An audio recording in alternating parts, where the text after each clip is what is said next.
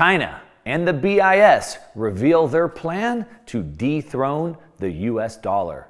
Now, over the last few months, there's been lots of talk of the US dollar losing its reserve currency status with the rise of the BRICS nations, the rise of China, the war with Russia, and of course, because the United States is broke and continues to print trillions of dollars out of thin air just to keep paying its bills, as was just put front and center in the latest debt ceiling debate where, surprise, surprise, everyone voted to print trillions of more dollars. But while countless people online, from financial analysts to online hosts like Glenn Beck and even Tucker Carlson, like to talk about the US dollar losing its status in the world, what they've all been missing is what the most powerful bank in the world, the BIS and China, have been up to.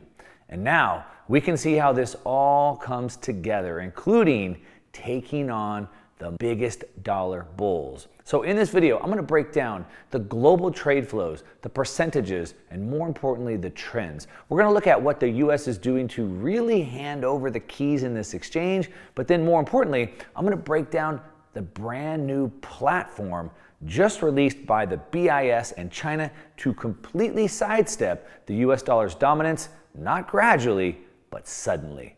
And what this means for anyone using the dollar. So let's go.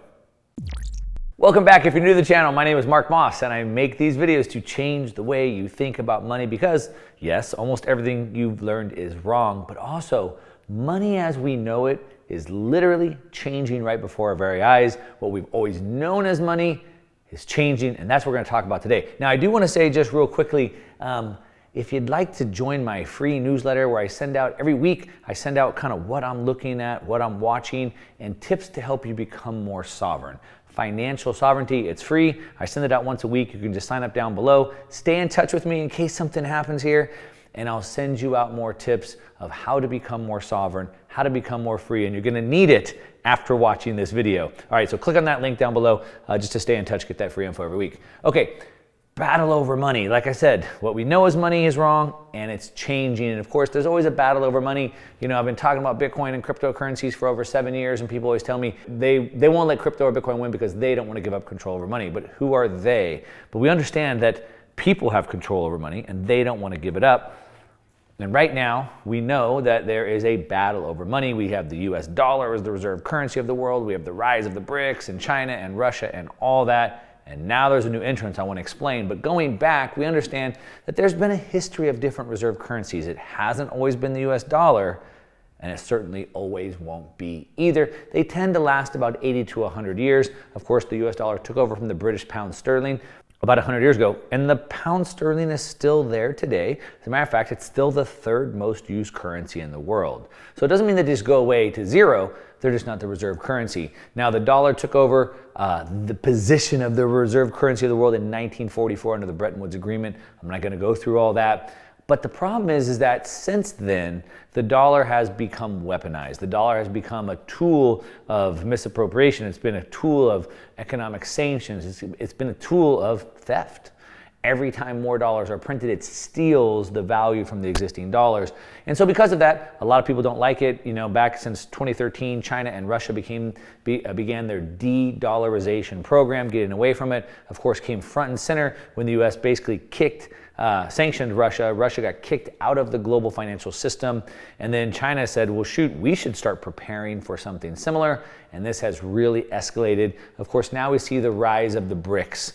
You hear about this everywhere. The BRICS, which is the group of nations, Brazil, Russia, India, China, and South Africa. They've joined together, and now it's a bunch of other countries representing more than half the people in the world. They want to have their own currency, and of course, you can't deny China's hand in this. We see right here, Russia and China are brewing up. They're brewing up a challenge to the dollar's dominance by creating a new reserve currency. So you see this all over the place, but you also hear people say this is never going to work.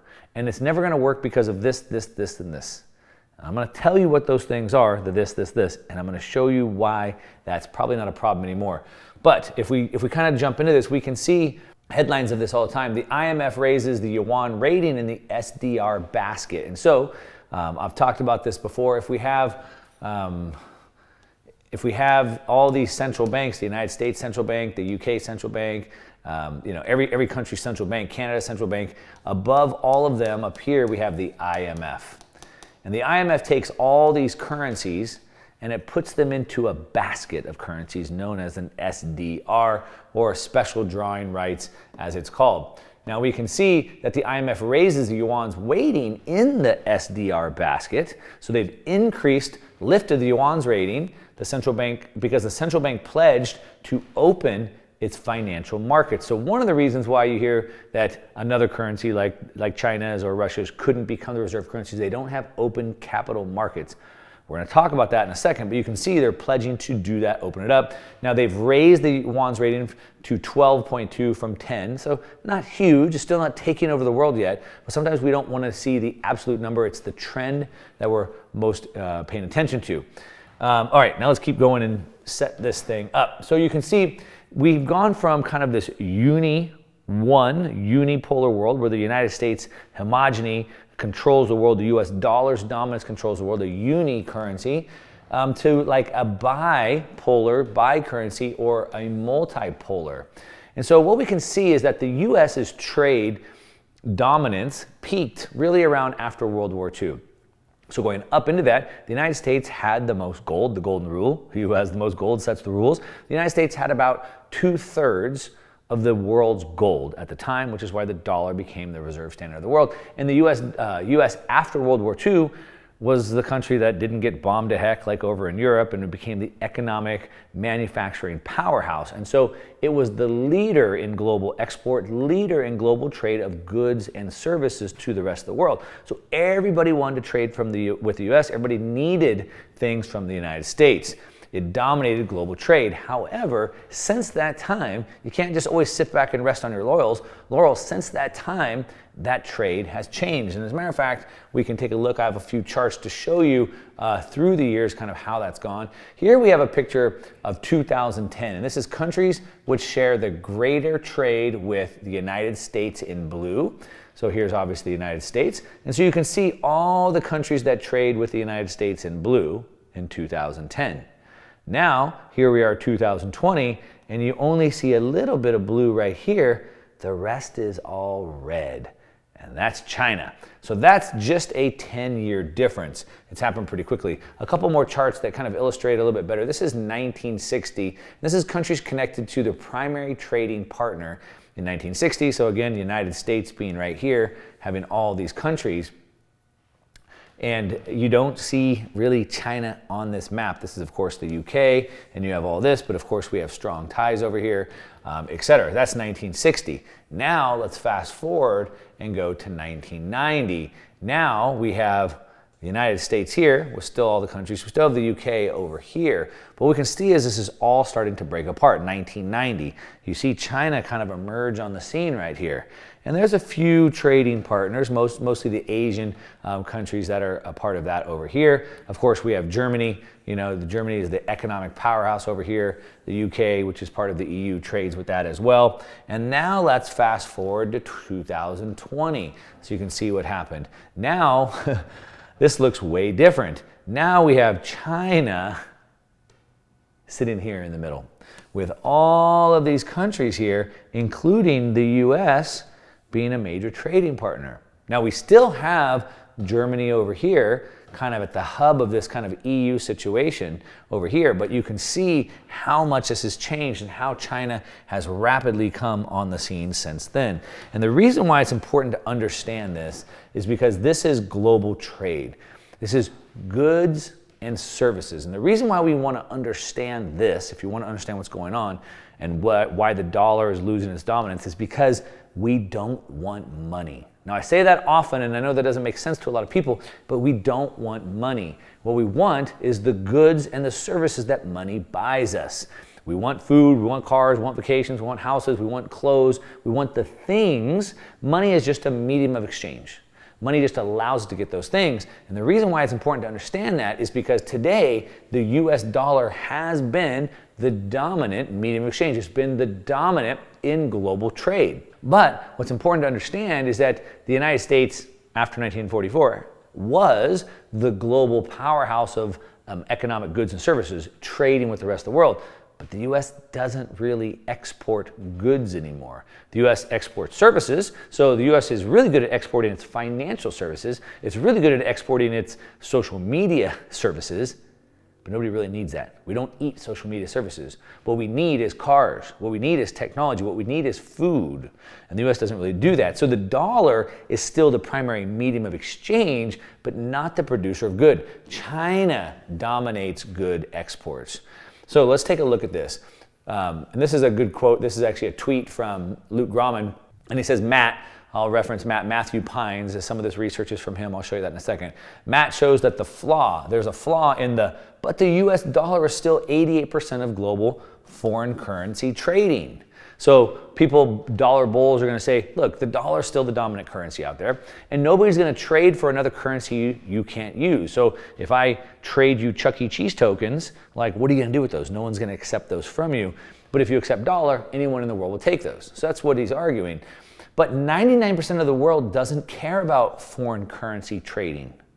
99% of the world doesn't care about that. What do they care about? As much as they care about goods they need and use in everyday life. That's what we want. Goods and services, not the foreign currency. And so let's take a look at the goods and services. So what we can see here, this is the manufacturing value in 2010 versus manufacturing value in 2021. And you can see the United States was about 25% of the pie in 2010, and China was about 25% of the pie. And look what China has done now, over 50% of the pie. So you can see the producer of goods being exported has drastically changed in the last 10 years. As a matter of fact, if we take a look at this chart of China, what we can see is this is the China's goods surplus. This is in billions, the amount they trade. So from 2000, right here, this is the year 2000, all the way to 2022, I mean, look how fast that's gone up. And what kind of goods are they exporting? Well, all kinds of goods. For example, China has emerged as an auto exporter. So you would think about Japan, Toyota being an auto exporter. You think about Germany with their, BMWs and Porsches as an auto exporter. What we can see is that Japan is trending down. We can see Germany way trending down. South Korea trending down. The US basically holding flat, but look at China on the rise, exporting real things that people want. Yes, goods and services. Here's another chart to kind of illustrate this. You can see again, Japan, auto exports have fallen off of a cliff. Germany kind of leveled out and is now falling pretty drastically, whereas China is still small, but it's the trend that's taking over. So now that you understand that, we don't want money, we want goods and services, we must produce goods and services, then you have to understand that in order to win this game, in order for your currency to win, you must have the goods and services to back that up, because people don't want the currency, they want the goods and services. So for example, I'm happy to take Chuck E. Cheese tokens from Chuck E. Cheese when I'm there because I want to use them at Chuck E. Cheese. I don't need them in any other context.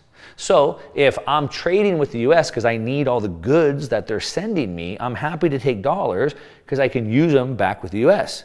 But if the US doesn't provide any goods, why do I need the US dollars? If I'm getting all my goods from China, then why wouldn't I take China's Chuck E. Cheese token? Does that make sense? All right, so if we break this down, then let's take a look. Because the greatest threat to the EU or Germany or to the United States is from within. The greatest threat is the enemy that lies within. So let's take a look just at the United States. And what we can see here, if you want to know what the United States exports, so we can see that America's 5 biggest exported products in 2021 were 1, refined petroleum oils, energy, crude oil, energy, petroleum gases, 3, cars and electronic integrated circuits, okay? The United States ranks among the world's leading nations for exporting refined petroleum oils and petroleum gases. So the majority of what the U.S. exports is energy products. 68% of the products exported from the U.S. were bought by importers and our trading partners. And the reason why this is important to understand is, what is the policy of the United States right now? That's to reduce our energy. That's to stop drilling. That's to stop producing energy. And if we stop producing energy and we stop exporting, then nobody needs those dollars. Now you might say, but Mark, what about Saudi Arabia, the petrodollar? All oil is sold in dollars, so that means there's always a demand for dollars. Well, that would be true, except for the relationship between the Biden administration and the Saudi Arabian crown prince has failed, and now they say they want to start selling oil in other currencies, including, yes, the Chinese yuan. So you start to see what's happening. Now, let's keep going. Remember the threat within. If the United States decided to cut its own nose off and stop producing energy, that's a big problem. But Germany's doing the same thing. So Germany has, shut off all their nuclear reactors, stopped getting all their natural gas. They were getting it from Russia. Now they're cut off from that. So their energy prices spiked, and now their manufacturing can't afford to operate anymore. So now they're shutting everything down. They're deindustrializing. But what about the factories? What about the car manufacturing? Oh, well, turns out that has to leave. They can't afford to operate anymore. Germany's leaders and top CEOs have arrived in Beijing, that would be China. They need China now more than ever. We can't afford to manufacture in Germany anymore because our energy is too high because we decided to shut it all off. So we need you now to manufacture for us. We can see one of Germany's, if not the largest, one of Germany's largest manufacturers, BASF, started to move all its factories out of Germany and move them over to China. It's the goods that matter. The currency is used as a medium of exchange for the goods. And so that's why I referenced Matthew Pines. I got a lot of research off of him. And so I'll link to his Twitter account down below. He says, by squeezing Germany out of global value chains, China would secure a dominant strategic position. Of course, because the whole world's going to need what they have. The tripolar network of exports on its way towards a unipolar world, which is China. You can see the map of how every country is now revolving around the Chinese sun. And so if they're producing all the goods, then it turns out to be their currency that we need. So now let's go back and talk to the dollar bulls. The king dollar. The king dollar can't be dethroned, right? Because why? Well, one, it's the most widely accepted. It makes up 80% of foreign FX reserves. But as Luke Grumman said, people don't care about FX reserves. What they care about is the goods and services. So it is the most widely accepted, but it's starting to be challenged very quickly by other things. But Mark, that stuff doesn't matter because China might be making more goods and services, and China, sure, it's being used more in trade now, sure, but they don't have open capital markets. So no one's going to put money in there because the markets aren't open. Well, yes, but you just saw the IMF is increasing their SDR basket because they've pledged to have more open capital markets. Now, we'll believe it when we see it. I get it, but here's where we are. What about functioning bond market? You can't replace the dollar because of the functioning bond market and the liquidity that we have in the bond market. Or what about the US dollar has the SWIFT payment system, which is how money gets moved around the world? Or what about all the correspondent banks that move the money around the world? Without the banks and the SWIFT system and the bond market, I mean, no other country has that. China doesn't have that. Russia doesn't have that. The BRICS don't have that. So how could anyone take over the dollar? Good question. Let me answer that for you. Okay, have you heard of the leapfrog, like digital leapfrog? So let me explain what this is. So the United States, well, if you go back to the Industrial Revolution, each country industrialized at different rates. So Europe industrialized first, added machines, right, in the late 1700s. And then the next country, the next country, the next country. Each country that industrialized after, it happened faster because they were able to build off of the lessons of the previous country. So the first country takes 100 years, the last country takes 5 years, right? That's how it happens. But also because of the leapfrog. And so like in the United States, for example, we had wireless phones. It took about 80 years to reach 80% adoption in wired phone lines. We had phone lines all over the United States. So when the internet came, the internet grew very rapidly in the United States because we had wired phone lines. And of course, if you're old enough to remember, the early days of getting on the internet, it was through your phone, right? Remember the noise that I made? But in Africa, they didn't have the whole country wired for phones. So they couldn't have internet because they didn't have the phone lines ran everywhere. So what they did is when the US got wireless, Africa just leapfrogged past the whole wired thing and went directly to wireless internet. That's what we're talking about with the leapfrog. It was a wireless moment, and that's exactly where we are in the monetary system. So remember, the bonds and the correspondent banks and the SWIFT system and all of that, that's the wired phone system. But what if we just leapfrogged right past that with a new system? And that's what we have. It's called Project mBridge. This is brought by the BIS. Now, I've drawn this before. If we have all the central banks, the US Central Bank, the Bank of England, the Bank of Japan, the Bank of China, etc., up here we kind of have the IMF, and then up here we have the BIS. Okay? So the BIS and China have just created something called Project mBridge, which is the leapfrog. But let's jump right to the BIS website and take a look at this. So this is a screenshot directly from the BIS website, Project mBridge, connecting economies through a CBDC. Yes, that's a central bank digital currency. Yes, the thing that you fear the most, it's here, the central bank digital currency. What we have, let's pull up a little bit of text directly off of the BIS website, directly in their own words. It says right here that payment systems underpinning cross-border financial flows has not kept pace with rapid growth. So the payment systems underpinning cross-border flows, what is that? That would be the existing system, the SWIFT payment system, the correspondent banks, the thing that's keeping the US dollar entrenched per the dollar bulls. That system, it doesn't keep up, hasn't kept pace with rapid growth. The global network of correspondent banks, there's that word, that facilitates international payments is hindered by high cost, low speed, and transparency, and operational complexities. It's way too complex, and it's way too risky because, you know, the US could just censor us, shut us off, sanction us at any time. Emerging market and developing economies need affordable access to the global financial system. They can't afford to pay these crazy fees to this old antiquated system of the correspondent banks and the SWIFT system. We can't afford to do that anymore. We need something better. So now we need multiple CBDCs, multi-central bank digital currencies, arrangements that directly connect with each other, offering significant potential to improve the current system. Creative destruction. When a new way is created, it kills the old way. The BIS, Bank of International Settlements, Innovation Hub, Hong Kong Center, so Hong Kong is the financial center of Asia and kind of the world, which is of course owned and controlled by China, the Hong Kong Monetary Authority, other Asian banks as well, and of course the People's Bank of China, PBOC, the Central Bank of the United Arab Emirates, UAE, of course the energy hub of the world, are working together to build such a multi-CBDC platform known as Project mBridge. There you have it. It's directly off of their website.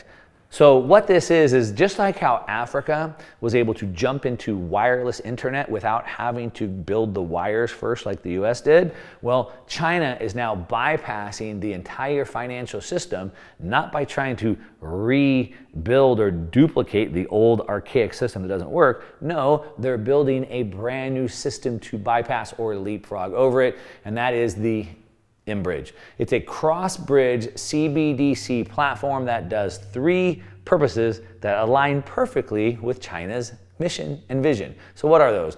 First, to block.